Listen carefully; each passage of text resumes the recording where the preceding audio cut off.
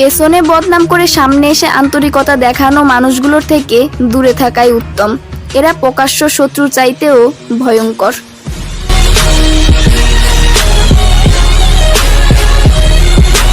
সবার সাথে ভালো সম্পর্ক আমিও রাখতে চাই, কিন্তু সমস্যা হচ্ছে কারোর সাথে তেল মেরে চলতে পছন্দ করি না।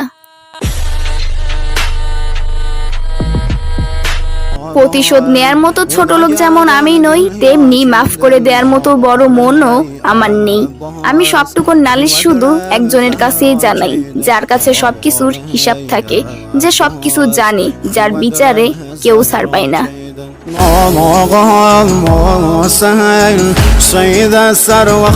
অহংকার মিশে যাবে মাটিতে, ছাই হয়ে যাবে শরীর। আজ যে রাজা কাল সে ফকির, পুরো খেলাটাই ঘড়ির। حسين شريقي راكيدا